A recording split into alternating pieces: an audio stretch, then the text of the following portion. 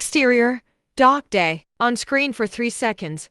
Act 1, Save the Cat. We see a medium-sized ship and close up to a window where we see Jack 12 and his father Bruno 50. There's a screen in the cabin showing an infomercial about the main city on the island.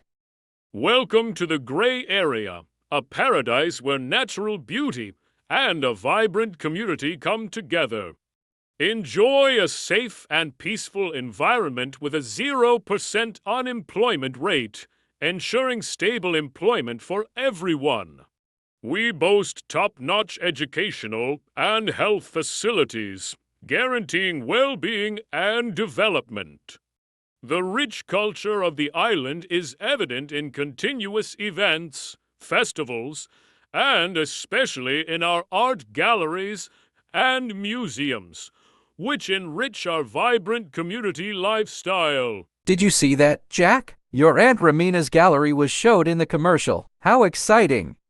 Yes, Father, you have indeed mentioned that on multiple occasions already. I just can't contain my excitement about returning to the Gray Area after 12 years. It brings back so many memories, and can't wait to see what have changed while I've been away. It's unfortunate that you have such limited time to explore. Your flight departs later today. Yes, I know, but after all, I'm happy to be here. Who would have thought that you would end up living here with your aunt in the city where I grew up? It must be fate. On the contrary, Father, fate has nothing to do with it. One shapes their own destiny. However, it's reasonable to think that, given your outstanding performance at work, your promotion was only a matter of time, and since we don't have other family members, your cousin Ramina is the only person able to take care of me. Bruno and Jack get off the ship and Bruno tries to retrieve their bags, but there's an issue. Bruno to someone off screen. What do you mean you can't find them? They should be somewhere in the ship. Looking at Jack. Wait for me here while I go and fix this. Of course, Father, I'll wait for you right here. Bruno returns to the ship while we stay with Jack. We hear a woman scream off screen, and Jack runs towards the sound. As he turns the corner, he sees a woman running away in the distance and turning another corner. As Jack turns around, Poi, wearing an alien mask, tries to jump scare him. Boo. Moving arms around. What exactly is your intention? It is utterly irresponsible and thoroughly inappropriate to frighten people in such a manner. Fuck you, I do what I want. I beg your pardon, that was quite rude of you. I was under the impression that this city was known for its friendly residents, but it seems I might have been misled by some overly optimistic propaganda. Dude, shut the fuck up. What are you even saying? Who the fuck talks like that? Allow me to apologize for my oversight in manners. Let me introduce myself. My name is Jack. I have just arrived on this island, and I'm originally from... Poi interrupts. I did not ask for your backstory. Just leave. Poi noticed the woman coming back with a security guard in the distance. Hold this for a minute, would you? Takes off the mask and places it in Jack's hands. But of course. Poi grabs a skateboard and a camera that were hidden behind some boxes and escapes the scene. The woman and the security guard approach Jack. This is a delinquent fase. Se van jullampos que mi vida chora valmes. We leave Jack and follow Poi as they skateboards through the city until they crashes into Anne, who is fleeing from a cat. Hey, watch where you going, bitch. Help! That pussy is coming for me. The cat redirects his aggression towards Poi, who uses the skateboard like a two-handed sword to defend themselves. Take this, you scum. The cat gets injured. Poi rises the skateboard over their head to prepare for the final blow. Anne stops Poi from hurting the cat further. Stop! Don't hurt him. Let him go. Poi's skateboard falls from their hands and rolls away in the middle of the street. The cat escapes, limping on one of his front paws. What the fuck is wrong with you? It's not okay to hurt animals like that. Why the fuck not? That motherfucker attacked me first. It's because I pulled his tail and got angry at me. What? Why? He was raping a poor little pussy. She was suffering. She was crying. I had to stop him. Damn, bitch, you he crazy. Where is my skateboard? starts to look around. A big truck runs over the skateboard, breaking it into multiple pieces. Oh shit. Poi goes to pick up the pieces, kneels on the floor, and it's about to cry when Anne interrupts. Anne, are you okay? Poi makes a fist, anger is shown in their face, rapidly turns to Anne and screams. They better get the fuck out of my face unless you want me to kick your ass. Anne senses the danger and runs away. Sorry, sorry, sorry, and thanks for saving me. Poi stands up, wipes their tears, and exhales. I guess I will have to use the stupid bus now. Jump to exterior. Outside Poi's house day. We see Poi coming down from the bus when they notice 2 police cars and an ambulance just outside their house. What the hell? What happened in my home? As Poi runs towards their house, the ambulance leaves, and a policewoman stops them from coming close to the house. Sorry, kid. Can't come in any closer. But this is my home. Talking to a walkie-talkie. We have a situation here. Fade to black. Next scene, interior. Ramina's house, afternoon.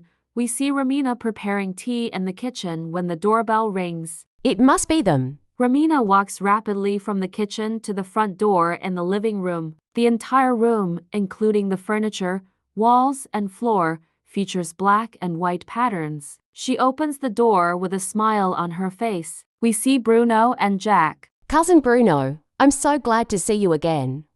Please come in. Ramina, as elegant as always. I'm very sorry, but unfortunately, I can't stay for long. How come? I just made tea. At least we can have a drink while you tell me everything. She notices Jak. And you must be Jak. Last time I saw you, you were just a baby. Are you excited about staying with your aunt? My attitude towards changes in the circumstances around me is primarily positive. For now, I remain equanimous and my expectations are optimistic. That's a very peculiar way to talk. I've lost touch with the youth of today. It means he's happy and excited to live with you. You'll get used to the way he talks, don't worry. Sure thing, but take a seat. Quickly tell me about what happened. Bruno takes a seat while Ramina goes to the kitchen for the tea. Jak was misidentified as a kid causing trouble on the streets. I had to clear up all the misunderstandings at the police station. I didn't get a chance to see the city. Ramina coming back with the tea. Oh my, at least everything got clear up and you are fine. Plus you got to experience the top-notch police force hands-on. They keep the city safe. But hey, tell me about your new job. Bruno sips some tea. Well, I'm the new Global Quality General Inspector. It's a dream come true. I can only imagine how fulfilled you must feel. Yes, unfortunately, that means I have to travel a lot and frequently. I can't take care of Jak properly with this schedule, so it's better for him to stay here with you. Don't worry about a thing. I'll take good care of him here. And tell me, how is the art gallery doing lately? Not so well, I'm afraid, Morris, and I haven't had any significant earnings from the art auctions. We stay afloat by giving painting classes, but if we can't manage to bring back the audience... Would you look at the time? I have to go now. Stands up and opens the front door. Come here, Jak. It's time to say goodbye. Bruno stands outside of the door while Jak is inside. Son, I know staying here might seem tough now, but being with your aunt is the best for you. Remember, no matter where I am, I love you very much. Take care of yourself and make the most of every moment. You have so much potential, and I'm proud of you every day. Of course, Father. I will be on my best behavior. Enjoy your flight. They hug for the last time and Bruno leaves. Jak goes back with Ramina in the living room. Let's go to your new room. Cut to interior. Guest's room. Afternoon. The door opens and we see a medium-sized room with a single bed, closet wall, a desk and a bathroom door. Ramina explaining what we all see. Here you go, your bed. A desk to study. That big closet is just for you, as well as the full bathroom behind that door. Axe starts to unpack his bag. Tell me, Jak, would you like to go to the park later today? Thank you for the offer, Aunt Ramina. But I would prefer to rest as I am quite exhausted from the busy day I've had today. Ramina leaving the room and closing the door after. Sure thing, Jak. Feel free to rest here. Doorbell rings. Who could it be now? Cut to interior. Living room afternoon. Ramina opens the front door and we see Anne on the other side. Anne, my dear, is that you? Hello, Auntie. Nice to see you. Just look at you. You've grown so much since the last time I saw you. The camera focuses on Anne's boobs for a split second. How did you get here? Did you come by yourself? Yep, I got here all by my own. Goes through the entrance and pulls a letter from her bag. My daddy told me to give you this letter. Sure, my dear. Let me read what it says. Ramina opens the letter and start reading while Anne watch her smiling. Dear Renina, I hope you're well. I'm in a tough spot financially after breaking my leg and canceling this month's dance performance. Without insurance, I had to pay for medical expenses, depleting my savings meant for rent, and we've been evicted. I'm headed to a shelter, but I don't want him to go through that. Could you please look after her while I sort things out? Anne admires you and is eager to learn painting. I think she'd benefit greatly from your guidance. All her documents are on a USB for school registration in your district. Sorry I can't help with school expenses right now, but I'll pay you back as soon as I can. Thanks for helping out. Best, Glenn. Ramina crumples the letter into a ball and grinds her teeth. So, your dad wants you to stay here with me instead of living in a shelter with him. I wanted to come. It was my idea. I don't want to go to a shelter. Normally, I wouldn't mind you staying for a little while, but I'm already hosting another nephew right now. Woo! You have another nephew? What's his name? How old is he? Can I meet him? He's your age. His name is Jack. He's in the guest room. Back to interior. Guest's room. Afternoon. We see Jack resting on the bed and hear a knock at the door. Jack opens the door shortly after. Sorry to bother you while you are resting. I wanted to introduce you to my niece. Hello, I'm Anne. Nice to meet you. Anne's dad had some setbacks, and he sent her to live with us. It appears that we find ourselves in remarkably similar circumstances. He, you sound funny. Yes, I was prepared for your visit, but not for hers. If I don't let her stay, she'd have to go to a shelter. Do you mind if she stays with us? You'd have to share this room? Jack thinks for a second. Are you asking me to make a choice between leaving a young girl without a home or sharing a room with her? Personally, I have no objections to her staying here. However, I should mention that there is only one bed available, and it is a single. I don't mind sharing. No, dear, that wouldn't be appropriate.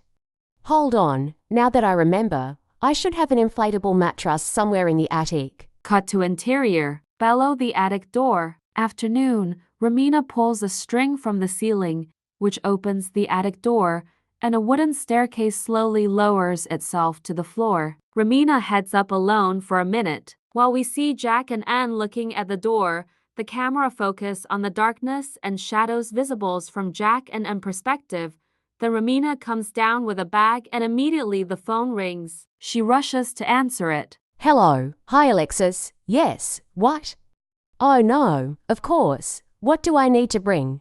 Okay, I'm on my way. Hangs the phone. Ramina grabs her keys from the key hanger on the wall. Kids, I need to step out for a bit. If you get hungry, there's spaghetti in the refrigerator. We don't see Ramina leave, but we hear the door being locked. Anne heads straight to the kitchen, opens the fridge, and drinks from a 1-liter bottle of apple soda. Jack is watching her. Excuse me, what is this behavior? Have you no decorum? Please decant the beverage into a glass. You've inoculated the container with germs from your saliva. What do you say? Want some too? Not anymore. I find it really gross to share saliva with strangers. Okie dokie.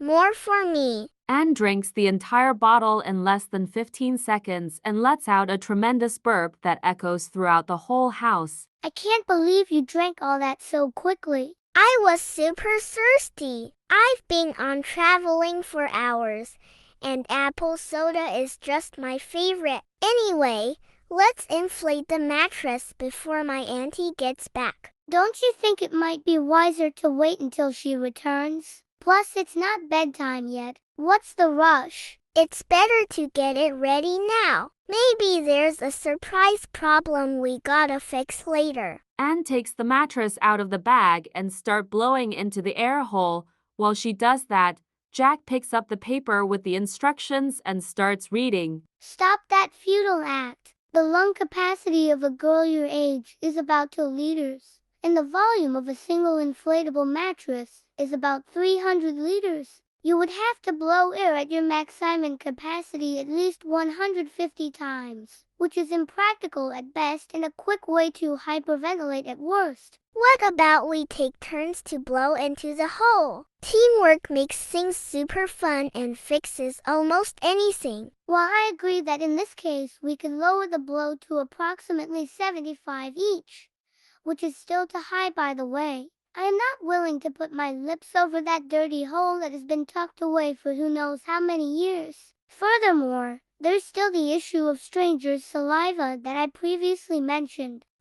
What should we do then? I'm glad you asked. According to the instructions, there's a ventilator that, when plugged into an electrical outlet, can inflate the mattress in less than 10 minutes without any effort on our part. Jack takes the ventilator out of the bag and connects both ends to the blowhole and the electric outlet, presses the on button but nothing happens. Woo! What an amazing thingy that blows a ton of air super quietly. It's not working yet. Jack unplugs the device from both ends and inspects it closely, discovering an oxidized engine. It seems that being tucked away in a humid attic during so many years took a toll on this device, causing the engine to oxidize and rendering it inoperable beyond any repair. T blows.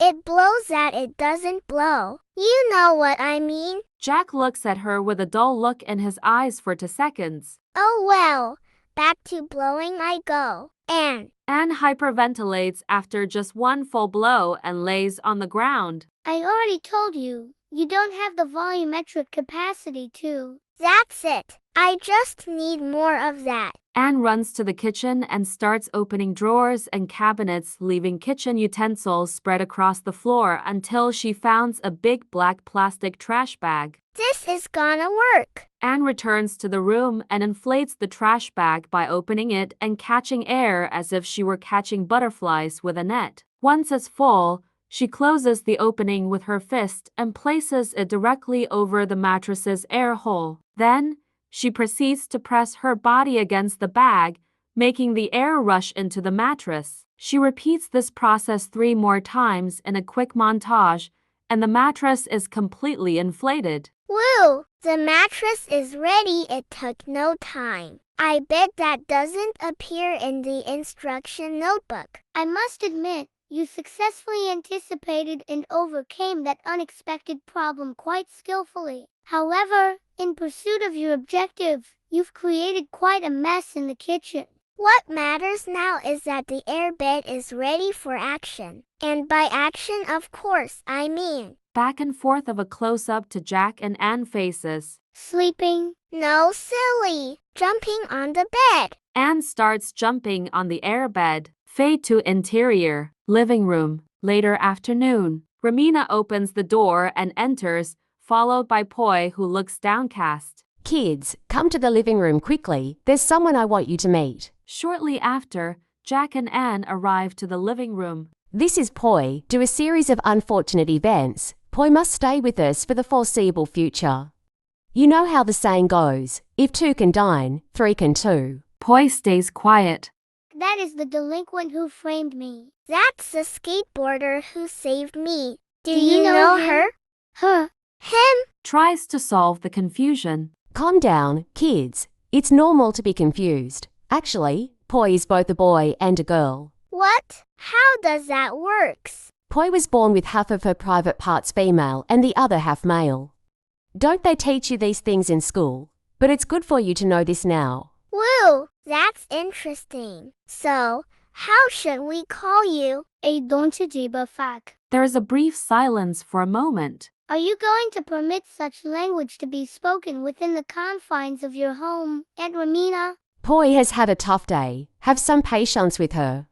Besides, today is her birthday. Isn't that right, sweetheart? Today is your birthday? Let me give you a hug. Ann tries to hug Poi, but they stop her. Get away from me, you filthy hoe. You need to understand the importance of respecting other people's personal space. Oops, sorry. I just wanted to give you a birthday hug. What a shitty birthday this has been. Aunt Romina, with all due respect, I find it absurd to use a birthday as an excuse for such behavior. I wasn't going to mention it because I don't like being the center of attention.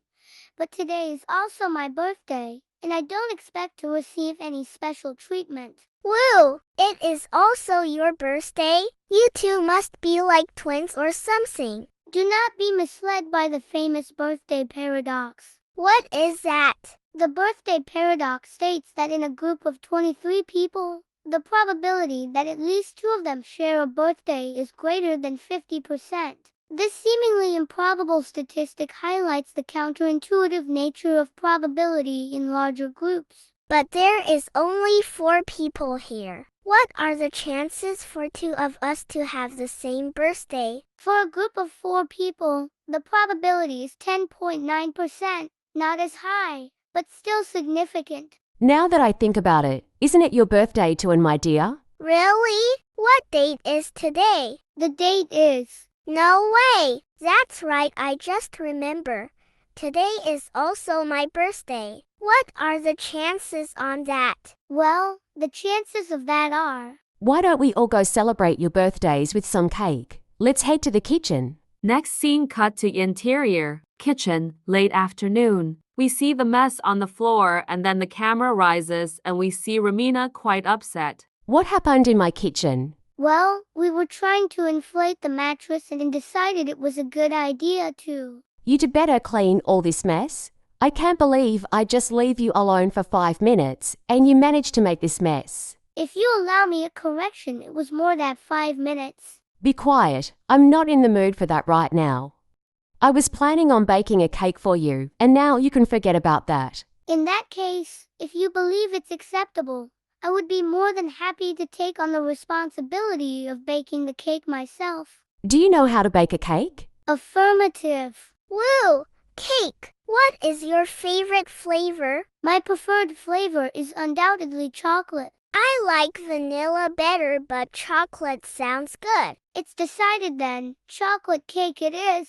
Hey, I can't eat that crap. I am allergic to chocolate. What flavor do you like, Poi? I like it to taste the suffering of others, preferably innocent people, despair, blood and fire. We have strawberry flavoring. I like it that one too. You aren't planning on baking multiple cakes, are you? To please everyone and avoid using too much material, I could instead make cupcakes in a variety of flavors, one for each person. Woo! Cupcakes! With teamwork, we can bake the cupcakes and clean the kitchen in no time. This is gonna be super special awesome. Okay, my dear, go ahead and start while I take a quick shower. Cut to exterior interior, Romina's house, evening. We see and hear a fire truck. Romina and the kids are outside while the firefighters, one male and one female, come out. Romina is only wearing a white and black towel. Did you see that shit?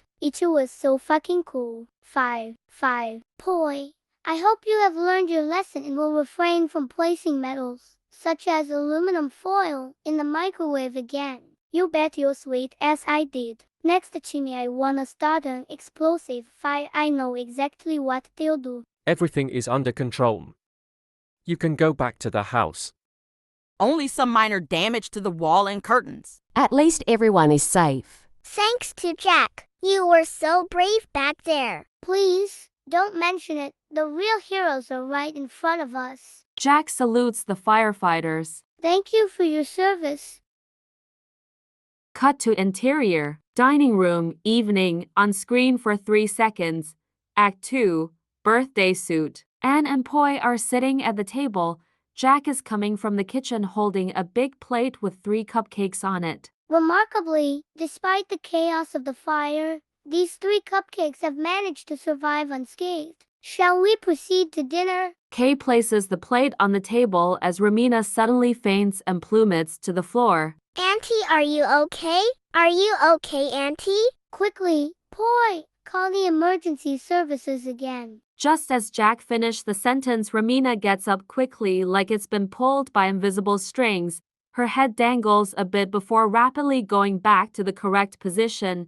Ramina has her eyes closed, and when she opens them, it looks directly at the camera, and the entire show begins to take on a Wes Anderson-like aesthetic, characterized by symmetrical shots and vibrant, saturated colors. There you are. Ramina starts moving closer to the children, like being controlled by a puppet master pulling the invisible strings. Aunt Ramina, are you feeling fine? Ramina facing the children but looking directly at the camera. My children, let's celebrate your birthdays like a happy family. Jack, could you please grab 3 candles from the second drawer and place one on each of your cupcakes? Poi, go and fetch the matches from the kitchen. Yeah, modify you. Cool. 5. Aunt Ramina, do you think it is prudent to do that after the incident we just experienced? Do as I say, please. Of course. Jack opened the drawer, takes the candles out, and placed them on the cupcakes slowly. Now I will sing a song, and when I'm done you get to make a wish and blow the candles. Really? Can I wish for more cupcakes? You can ask the universe for whatever you want. As long as no one learns what you wished for before it comes true, it will become a reality. That sounds like a frivolous practice I wish not to participate in. Come on, you have nothing to lose, and you might just achieve your deepest desire. I suppose I can give it the benefit of the doubt. Good boy, now think of a wish. 5 seconds later. I have made my decision. Ready. Fuck you two. Let us go. Jack, please lit the candles. Jack lights the candles carefully, and Ramina starts singing while looking at the camera like it's reading the lyrics. Beneath the moon's soft gaze, we light the way. Shadows dance. In the twilight trance, join the ritual. Embrace the ethereal. Close your eyes, where darkness lies. Astral paths veiled in mystic rites. Seek the silent truths, as the night soothes. From depths to the cosmic seas, discover what lies beneath. In the universe's embrace, you'll trace the arcane's grace. Celebrate the night's call, as you transcend a journey dark, where old worlds bend. I have never heard that birthday song before. It must be a new one. The kids blow the candles at the same time that a lighting strikes the house. The lights go out. Ah! The lights come back. Now, my children, what about a game? You like playing games, don't you? Woo! Games. What are we gonna play? We are going to play the game, but with some house rules. What are the rules? Let's pretend this didn't happen and forget we're playing the game. The rule is simple. If you think about the game, you lose and must declare it. Then try to forget it again. What? I don't get it. How can we play if we're supposed to forget we're playing? Just pretend this never happened. Even if I start asking questions, let's try a practice round. Tell me, Jack, have you understood the rules of the game? Yes, I have. You've acknowledged the rules of the game, so you lose. That is quite regrettable. Alas, I have lost the game. N, have you understood the rules of the game? No, really. Wrong answer, ... you lose. Oh, bummer. I lost the game. Now, tell me, Poi, have you understood the rules of the game? Poi thinks for a second. What rules? What gamey? What the fuck are you talking about? Good. Ramina is dragged to the place she originally fainted. Now, my children, I will pretend to faint again, and when I wake up, we will start playing for real. Okie dokie. Sweet dreams. As Ramina goes down to the floor back to exactly her original position when fainted the first time, the camera angle and the show aesthetic goes back to normal. What did she meant by that? That fall looked very convincing. She is waking up. Ramina starts to regain conscience. What happened? You fainted for a few seconds. And then nothing else weird happened. Ramina stands up completely back to normal. Oh my! Ramina notices the matches on the table. Kids, what are you doing playing with those matches? Haven't you learned anything? But you told me to. No, wait. I won't fall for it again. What are you talking about, Jack? She is good. Ramina is shown with a confused look in her face for 2 seconds, and then grabs the matches from the table. Poi, I'll let you use my hammock and I can sleep in the bed.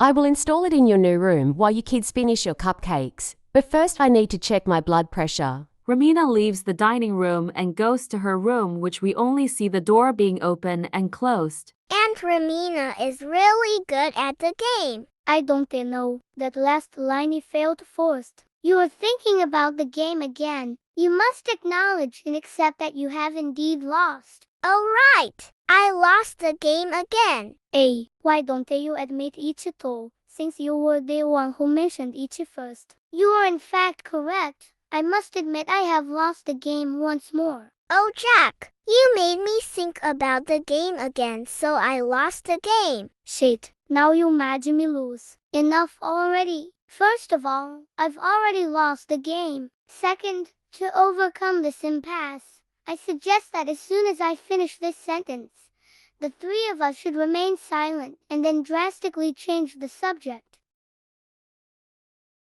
There is silence for 5 seconds. Anne looks to the void and starts eating her cupcake. Woo, Jack, this cupcake is the most delicious cupcake I have ever tasted. Thank you, thank you. Before Anne takes a second bite, Poi grabs her by the wrist. Give me your cherry. If you want it, you need to ask more nicely. Give me your cherry or yelly poppy your eye out with a rusty spoon. That was not nice at all. Jack, there's no need to fight over food. Poi, if you really want it and to keep things orderly, I'll give you my cherry. I don't want that shit. It is smeared with chocolate. I can help with that. Anne takes the cherry from Jack's cupcake and licks it, frenetically cleaning the chocolate but leaving it soaked in saliva. Jack observes with a gross look on his face. Poi takes the cherry and eats it right away. Yuck, you two are gross. I've lost my appetite.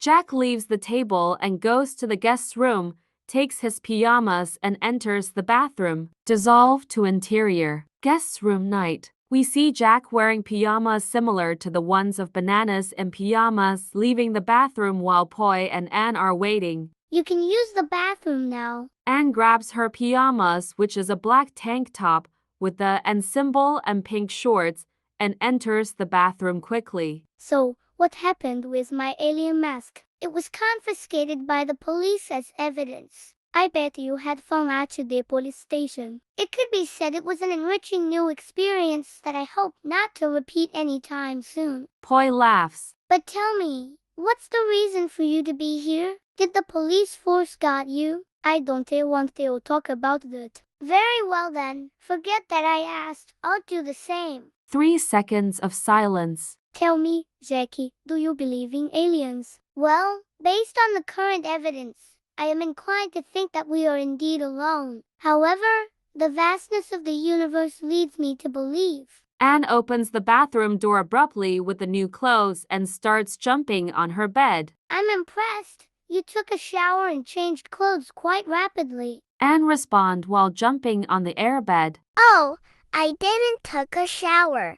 I just changed clothes. It is essential to recognize the importance of maintaining daily hygiene by taking a shower every day. I already took a shower this morning before coming here. Besides, I'm trying to break my record. Could you elaborate? Which record are you referring to? For how many days can I go without taking a bath? Poi laughs. I might regret this question, but I need to know. What is your current record of consecutive days without taking a bath? My record is 30 days. That one time my daddy didn't pay for the water bill and they cut it out for almost a month. I'm shocked to hear that. Not bathing can lead to health issues and discomfort. It's crucial to bathe regularly to stay clean and healthy. Please consider taking a bath. But I don't wanna. Plus, we can save water this way. Poi, could you please lend your support and corroborate my position on this matter?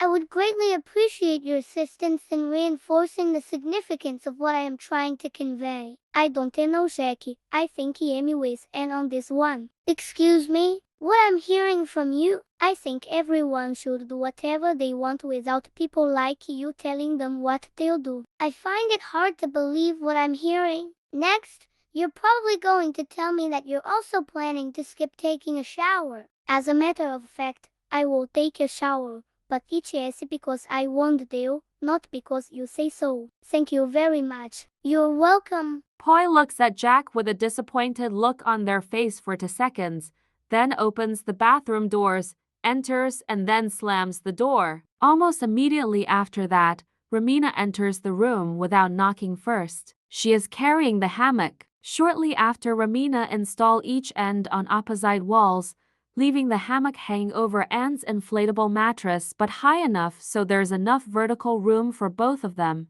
This should be ready now. Aunt Romina, if you don't mind me asking, why didn't you mention that you had the hammock when it arrived? If we had known that information, the whole mess in the kitchen could have been avoided. I need the hammock for lumbar support. If I sleep in the bed usually, I wake up with a terrible back pain.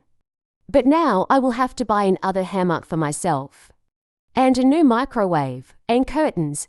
Ooh, I just made myself feel bad. Romina leaves the room and closes the door. Woo! What a nice hammock! Says as she jumps into it. Quick, Jak, push me like it's a swing. That sounds quite dangerous. I'd rather not participate. Fine, I will do it myself. Anne starts to swing on the hammock. Woo! This is super fun. After some swings, Poi opens the bathroom door holding just a towel on their waist, sees Anne and stops the hammock from swinging. Get down from there. Poi starts moving one end of the hammock abruptly from side to side. Anne super exalted. Woo! Faster! Faster! Poi sway the hammock so intensely that Anne falls on the inflatable mattress. Jak tries to catch her with a quick reflex and firmly grabs one of her boobs by mistake for 2 seconds. During this time, Anne moans in an extremely sexy way and makes an ahegao face. Jak quickly releases the boob and puts his hands on his back. After 3 seconds of silence, Poi drops his towel, revealing their genitals to the camera, and jumps into the hammock. Jak and Anne look at them all the time. Poi is not naked. Yeah, that's how I like it to sleep.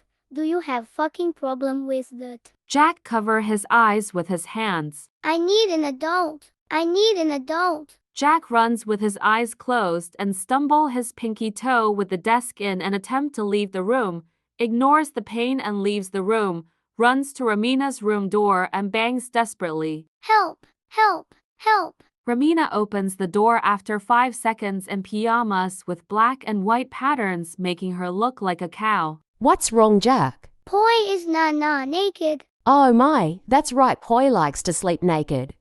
I think I have something for that. Romina goes back to her room for 5 seconds and then comes with an old and soft t-shirt with the pride the Mexican political party. The R is missing in the logo, which is circle green and red. Romina and Jak go back to the guest's room. Jak stays just outside the door looking at the floor. Sweetheart, please wear this shirt. It's nice and comfy. Why? Because it's not appropriate for you to be naked around other children. And what happens if I don't do it? Romina looks to the floor for 1 second and then grabs her chancla and waves it around while she talks. Listen here, you spoiled brat. I've been considerate with you so far, but you've just exhausted my patience. Say what? I'll give you 2 options. Option A, you put on this t-shirt.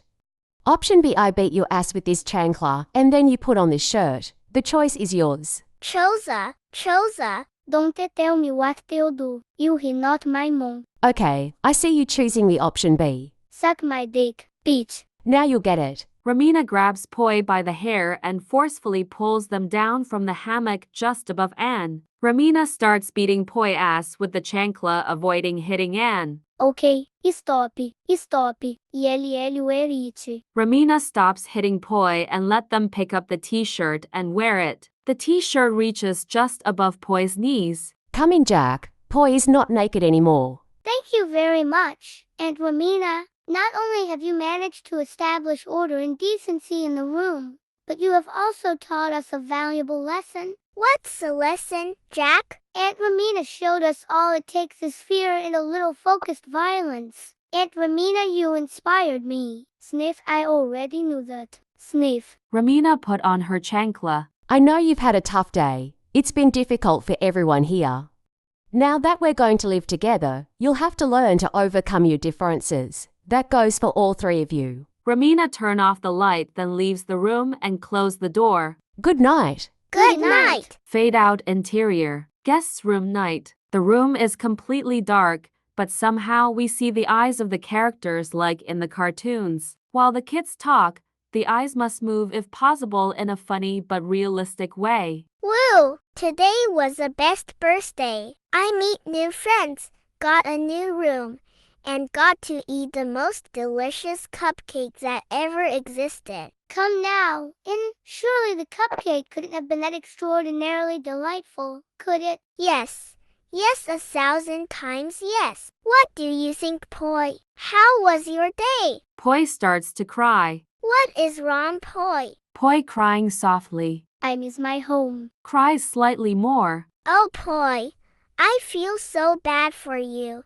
Is there something I can do to make you feel better? Poi crying even more. Leave me alone. Poi continues to cry for 3 seconds and Jak stands up from his bed and opens to the closet looking for his bag. Poi continues to cry during the rest of the scene. What are you doing, Jak? Unlike Poi, I don't enjoy the suffering of others, so I must do something about it. Do you have something in your bag that could help Poi with her problems? No, I'll just get my earplugs. Jak puts the earplugs, goes back to bed, and exhales from the relief.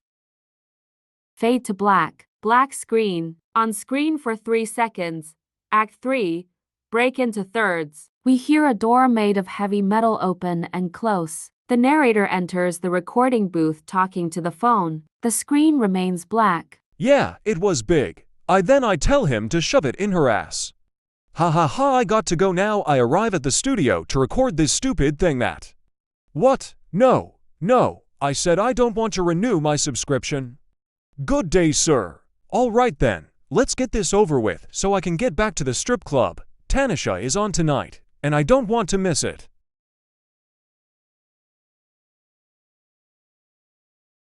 Why I'm so late? Because I didn't want it to be here. Boom. How is that for an answer? Now tell me why you have that ugly face short laugh. Oh, sorry, I did new ... anyway. Do you have a copy of the script here? I took mine to the strip club's bathroom to read, and there was no toilet paper, so I did some improvements on the script, if you know what I mean. Laughs. Because I wiped my ass with it. I want to make it perfectly clear that I do not like this material. I'm only doing this for the money. Speaking of which, when do I get paid? Well then, what are we waiting for? Silence, where is it? Oh, I found it. Let me see. Paper noises. There we go. First let me get into character. Clears throat and spits in the most obnoxious way possible. That very same night, as the 3 children drifted off to sleep, they began to dream, as one often does. However, these dreams were unlike any they had ever had before.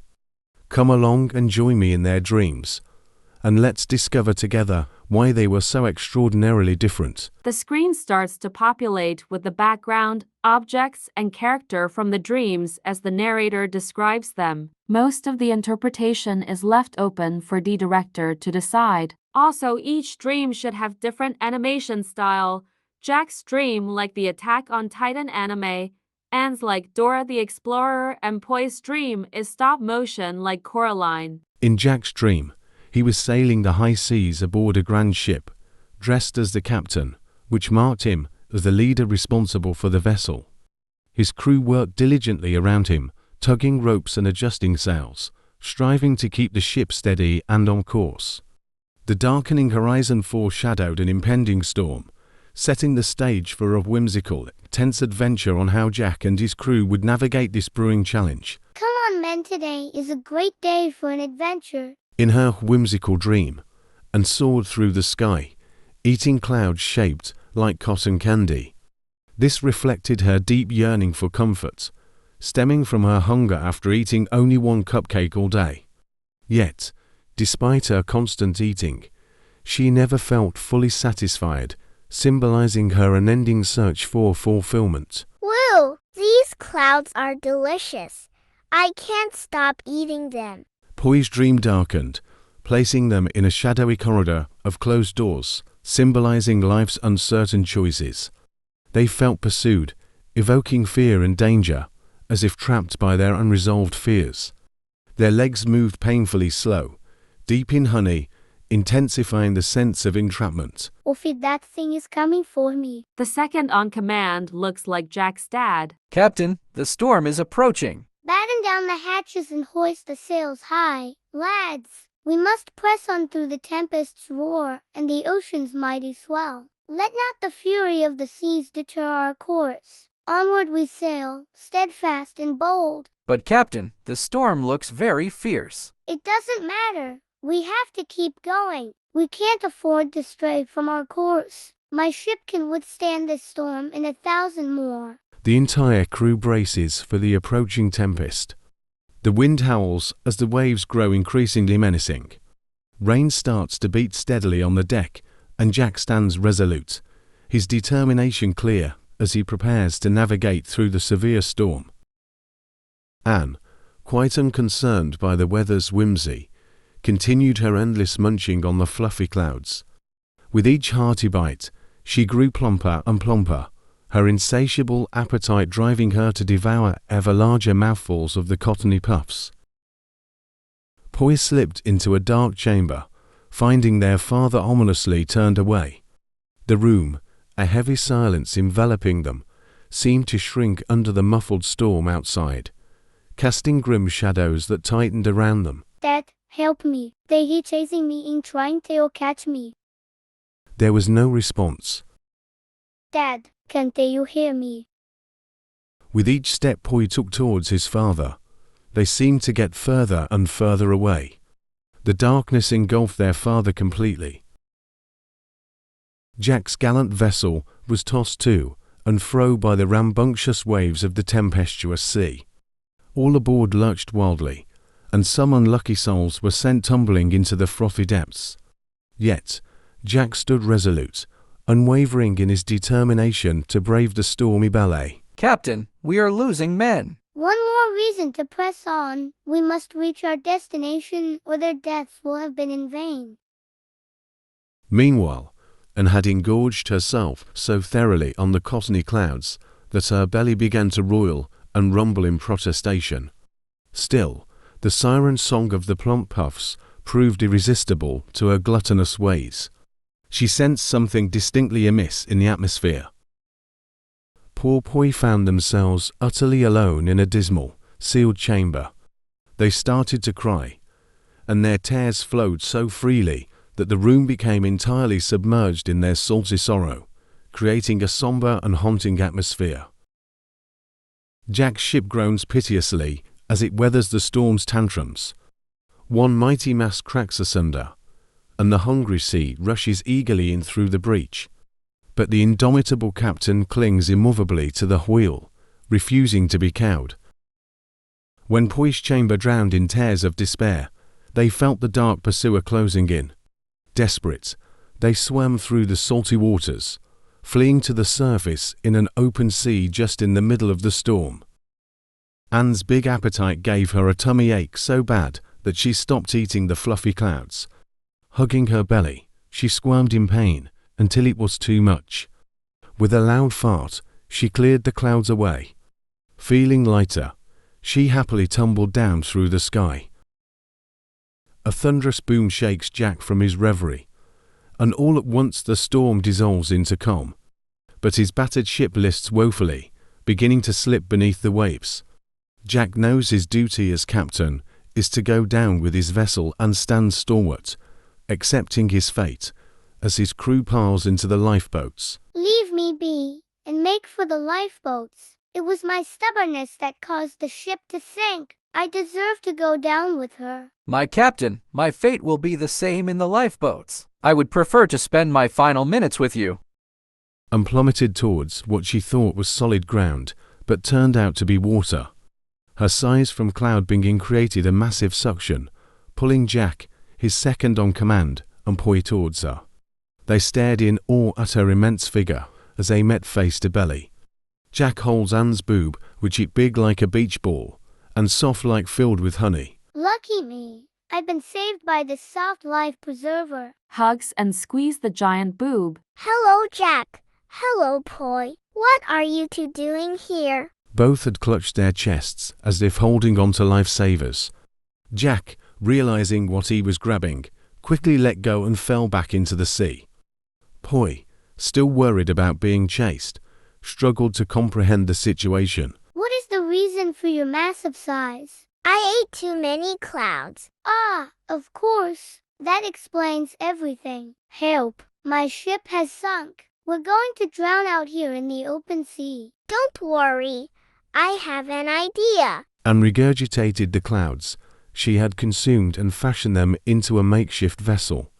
As she completed her task, she returned to her normal size. Since the clouds are lighter than water, we can float easily upon them. I see no flaw in your logic. Well, now you two can explain just what you were up to. I was crossing a storm in search of something. I can't quite recall what, but it was terribly important. Something was chasing me. I managed to hiding a chamber, but each filled with water, so I had to swim out and ended up it. The three fall silent for a moment. Then a single thought strikes them simultaneously. We're dreaming. Upbeat music start playing. The following is like an ad for the show if it would be to exist. Get ready for the wildest ride of your life with Dream Chasers. Join Jak, Ann, and Poi as they dive into a world where dreams come to life. We see Jak, Ann, and Poi plunging into a swirling vortex, transitioning into a fantastical, colorful landscape. Watch as they soar through skies made of cotton candy, sail across seas of liquid silver, and explore jungles where the trees whisper secrets. Various dream adventures showcasing surreal landscapes and vibrant, dynamic action sequences. From battling pirate ghosts on the high seas to racing through the stars on comet trails, every night is an epic adventure. The trio laughing together, riding a comet across the night sky. Don't miss a single moment of magic and mystery.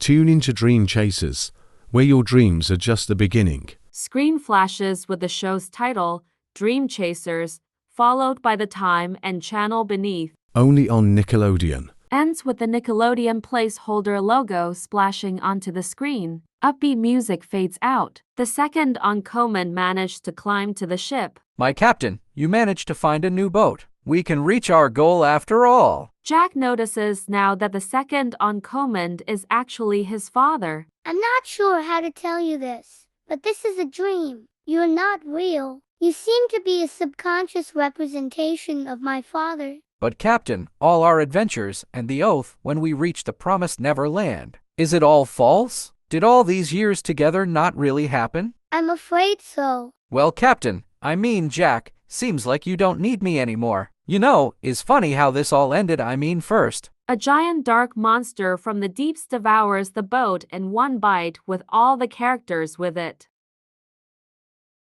Int. Guest room live action 29. We are suddenly back to the room, but now averting is real now, like filmed in front of a live studio audience. What a crazy dream I just had. Me too. You both were in it. By any chance you dreaming vomiting clouds and make a boat with them on the sea? Yeah, exactly that. I was there as well. And then, just like that, and without any good explanation from our part, the three kids started to hear an elegant voice with a British accent coming from nowhere and everywhere at the same time. Who the fuck said that? I believe it's coming from the walls. We most still dreaming. The kids were confused, but eager to learn from where that voice was coming from. Jak inspects his hands and the fabric of his sheets. This seems to be real, somehow even more real than usual, like a different type of reality. If this is a dream, then I can go through walls. Anne rams herself with the wall on our left. That looked like it hurt. It did, but I'll continue trying. Anne rams herself with the next wall. Nothing. Anne, please stop. You're going to hurt yourself. I don't give up so easily. Anne rams herself with the wall on or right. Poi laughs even harder. You don't know when to quit, don't you? Only one wall left. No reason to stop now. As Anne was preparing to ram herself with the fourth wall, the narrator noticed that it was his voice the kids were hearing and broke character. Wait, what did it said just now? Can they hear me? I'm tripping out, Mom. What the fuck is happening? Anne tries to hug Poi. Poi pushing her away. Don't they hug me, I'm scared. The script clearly says voiceover. That mean they are not supposed to hear me, right? Scrip, voiceover. What does that mean? What do you mean I should stop talking because I'm giving them too much information? Oh, so you mean exactly that, huh? Okay, weird voice. I hope you are ready because I'm gonna get you. No, don't break the fourth wall. How can we stop her? The emergency button?